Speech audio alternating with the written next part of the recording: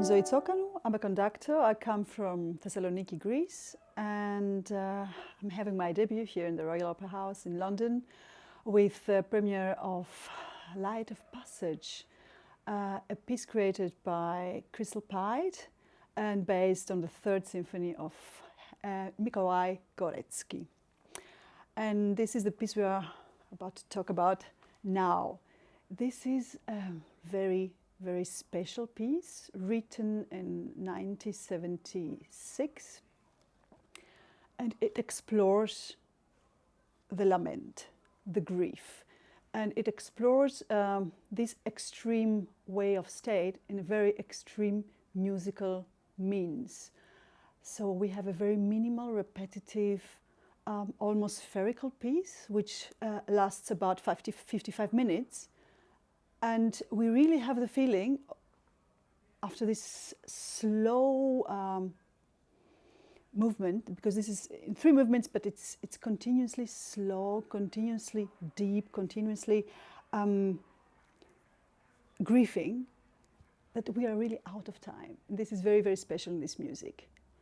The first movement, it starts with 10-part canon. With this and the double basses, they start in very low and very soft in pianissimo, playing these.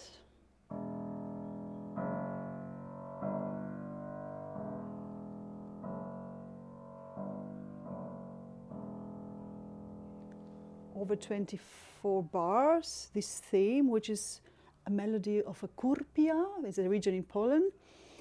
And this, as a canon, comes to every string session, and through a very big evaluation comes to a forte, and then comes back at the end to a single E note. And then the singer is coming in. Górecki chose for this movement a 15th century lament text, Lament of the Holy Cross text, from Lisa Gora. So the Mother Mary is grieving for Jesus. And so after all this canon part, which lasts maybe 15 minutes, so it's like the introduction, so we are really coming into a very special atmosphere. And then after this, we hear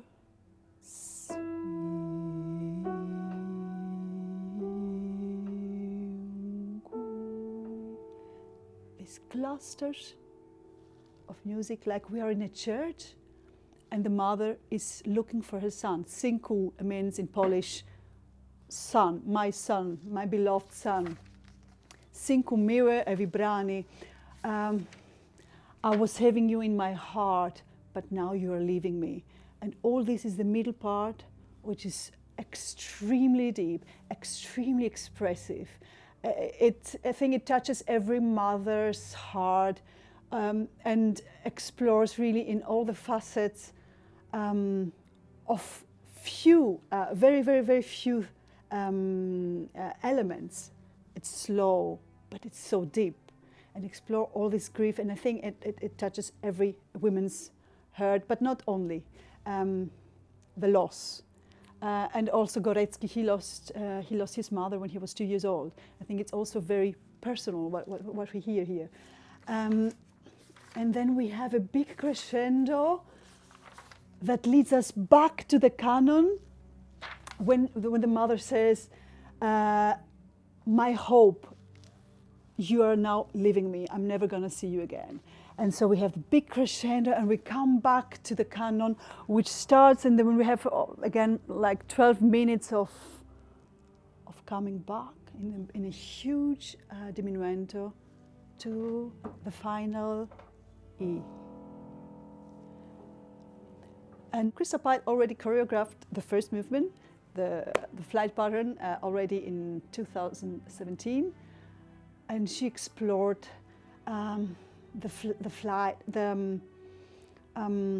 how people are urged to leave, the refugees crisis, all the crises and all the bad things were just happening around us around this time. So the loss, the loss of a child, the loss of a beloved person, and the passage. I mean, the leaving, the feeling that where do I belong, and how can this music move all of us just to find answers to all these questions. So this time we will have the opportunity to see the whole piece choreographed. So the second movement, this is a totally different, has a totally different focus. Górecki, he chose for the second movement, and it was the first movement actually he started with composing the symphony. He chose a text by a very young Polish girl, 14-year young Polish girl, who was in the Gestapo prison in Zakopane, city in Poland. And she wrote in the walls of the prison, "Mama, don't cry. Mother Mary in the heaven, the Queen of Heaven, will always support me." He was so deeply touched by this text because he was saying, I mean, Górecki, who is an incredibly religious person. I mean, almost all of his works have a reference to, especially to Mary, to Mother Mary, but also to the religion, to the Catholic religion. And he was so amazed by the fact that this young girl didn't write, "Let me go out, just don't let me die, I want to go out." "Mother, don't cry. Mother Mary is protecting me." He was so touched by these words by this young girl, and that's how he started composing the second movement, which shows us two facets. It begins also with a cluster-like chords.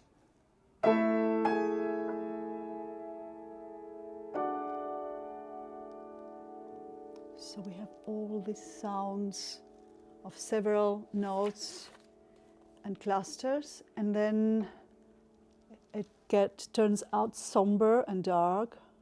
The B flat minor, which settles the beginning of the singing, and the first word we hear is mamo.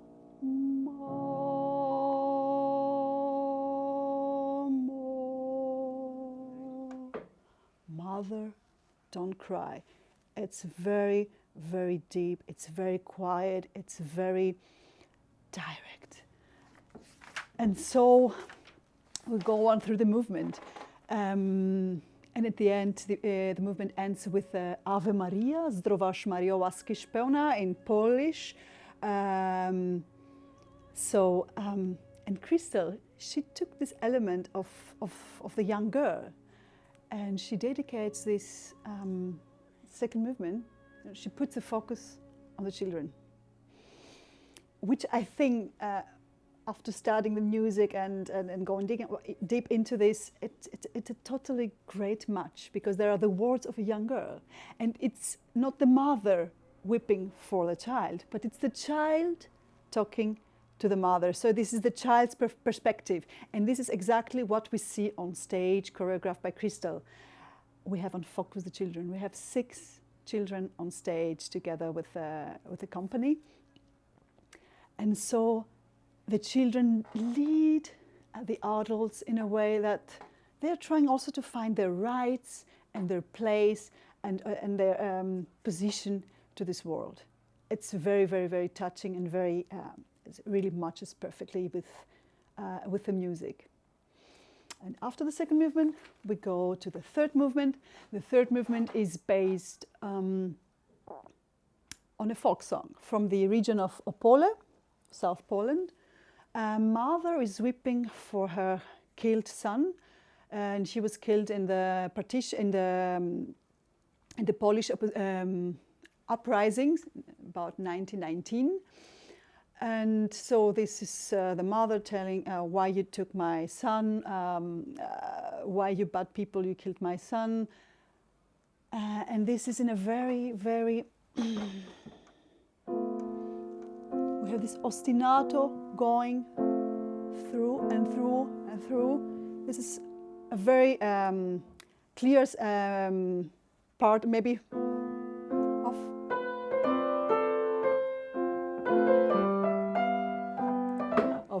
of the Polonaise of Chopin, but he really takes this beginning, and this goes throughout the movement, and then we have some drops of light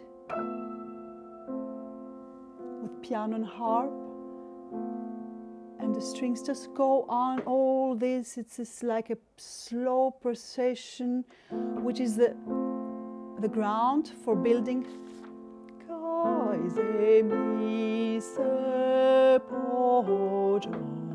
And on this ostinato we have the folk song, Kaise mi se pojo, mui si no tsek miui, and this go on, this evaluate, and then we suddenly have some light turning to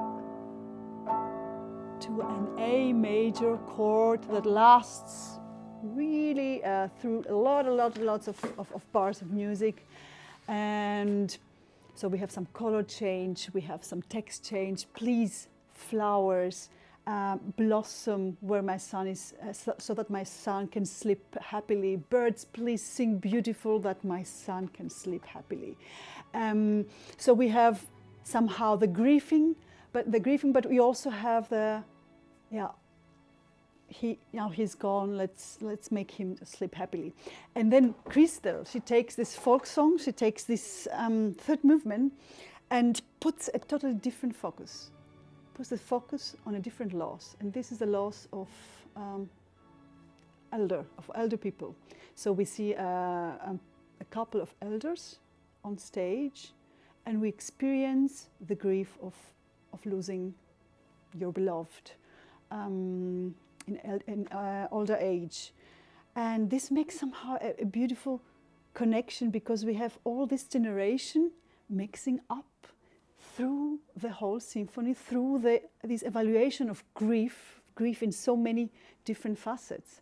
And in the end, the piece still, although the third movement is very sad and all the song is really sad, but at the end we still end in an endless A major, endless, which means that the passage, the light of passage, I mean, we come and go, and this is the life, this is how this works, but somehow we have a drop of light at the end, so we have a kind of optimism, or a kind of, this is the cycle of life, and I think all these we can experience in a very personal, deep and strong way through the whole symphony, the Royal Ballet and the choreography of Crystal Pite.